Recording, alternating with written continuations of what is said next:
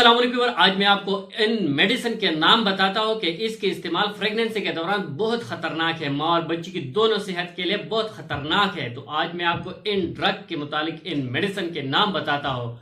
जो भी मेडिसिन आप इस्तेमाल कर रहे हैं प्रेगनेंसी के दौरान तो सिर्फ डॉक्टर के मशवरे के साथ इस्तेमाल करना होगा। डॉक्टर के मशवरे के बगैर प्रेगनेंसी में मेडिसिन का इस्तेमाल कतई नहीं करना। अगर आपने ऐसा मेडिसिन इस्तेमाल किया कि वह आपकी प्रेगनेंसी में सेफ नहीं है और इसके इस्तेमाल से आपके बच्चे को ऐसा खतरनाक और नुकसानदेह साबित हो सकते हैं, ताकि आइंदे के लिए वो बच्चा हमेशा के लिए इसको नुकसान को उठाना पड़ेगा। इसलिए इस मेडिसिन से दूर रहना चाहिए। जब भी आप प्रेगनेंसी के दौरान मेडिसिन का इस्तेमाल कर रहे हैं तो डॉक्टर से सलाह मशवरा करके बाद में मेडिसिन का इस्तेमाल करना होगा। इन मेडिसिन में जो सेफ नहीं है, इसमें सबसे पहले जो आते हैं ACE इनहिबिटर वाली जो ग्रुप होती है, जिसमें एसोमेप्रिल है, एसोनोप्रिल है, केटोप्रिल है, जो ब्लड प्रेशर कम करने वाले मेडिसिन है। ये बहुत अच्छा मेडिसिन है, लेकिन प्रेगनेंसी में सेफ नहीं है। अगर प्रेगनेंसी के दौरान इस मेडिसिन का इस्तेमाल किया तो इसके इस्तेमाल से बच्ची की जो ग्रोथ होती है वो स्टॉप हो जाती है, ग्रोथ कम हो जाती है और डेथ भी काज कर सकते हैं बच्चे की। इसलिए इस मेडिसिन का इस्तेमाल प्रेगनेंसी के दौरान नहीं करना चाहिए। अगर ब्लड प्रेशर ज्यादा है प्रेगनेंसी में तो इसके लिए एक और सा मेडिसिन आती है। इस मेडिसिन पर मैंने कंप्लीट वीडियो बना लिया।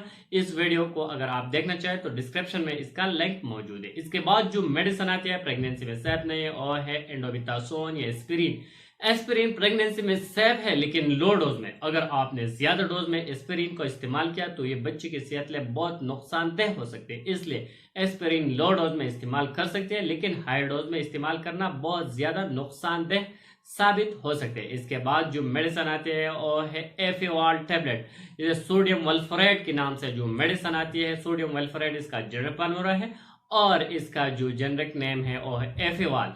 एफेवाल मैगी के लिए, एफएलएफसी के लिए यूज होने वाले मेडिसिन है। इसका इस्तेमाल प्रेगनेंसी के दौरान बिल्कुल नहीं करना चाहिए। अगर इसका इस्तेमाल करें तो इसके इस्तेमाल से बच्चे में नैरो ट्यूब डिफेक्ट हो सकती है, साथ ही न्यूरोलॉजिकल डिसऑर्डर भी काज कर सकते हैं, नैरो डिफेक्ट काज हो सकते हैं। तो इसलिए इस मेडिसिन का इस्तेमाल भी प्रेगनेंसी में बिल्कुल नहीं करना चाहिए। इसके बाद आइसोटेरोटोनिन जो नाम एक टैबलेट आती है, इसके इस्तेमाल ज्यादातर एक्ने में किया जाता है, लेकिन जब प्रेगनेंसी में इसका इस्तेमाल किया तो इसके इस्तेमाल से बच्चे की जो होंठ होते हैं, चेहरा होते हैं, इसमें डिफेक्ट आती है।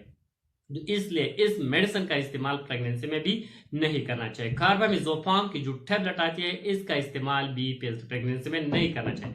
अगर कार्बामेज़ोपाम का टैबलेट अगर आप प्रेगनेंसी में इस्तेमाल किया तो इसके इस्तेमाल से साइकोलॉजिकल डिसऑर्डर पैदा हो सकते हैं बच्चे में, न्यूरो ट्यूब डिफेक्ट हो सकते हैं, न्यूरोलॉजिकल डिसऑर्डर पैदा हो सकते हैं। इसलिए इस मेडिसिन का इस्तेमाल भी नहीं करना चाहिए।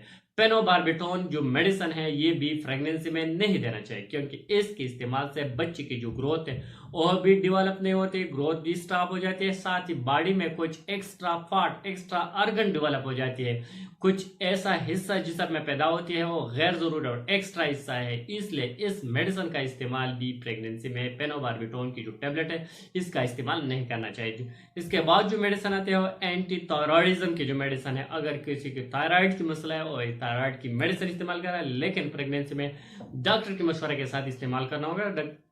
प्रेगनेंसी में इस मेडिसिन के इस्तेमाल से बच्चे को हाइपोथायराइडिज्म हो सकती है, गाउटर पैदा हो सकती है। इसलिए प्रेगनेंसी में अगर गाउटर की जो मसाइल होती है, हाइपोथायराइडिज्म की मसाइल होती है, हाइपरथायराइडिज्म की मसाइल होती है, अगर आप एंटी थायराइडिज्म की जो मेडिसिन इस्तेमाल कर रहे हैं डॉक्टर के मशवरे के साथ, डॉक्टर के मशवरा के बगैर मेडिसिन का इस्तेमाल नहीं करना चाहिए। इसके बाद लिथियम कार्बोनेट की जो मेडिसिन आती है इसके इस्तेमाल भी नहीं करना चाहिए, क्योंकि इसके इस्तेमाल से हार्ट डिफेक्ट हो सकती है बच्चे की। इसलिए इस मेडिसिन का इस्तेमाल भी नहीं करना चाहिए। इसके बाद जो एक एंटीबायोटिक मेडिसिन आती है वो टेट्रासाइक्लिन है।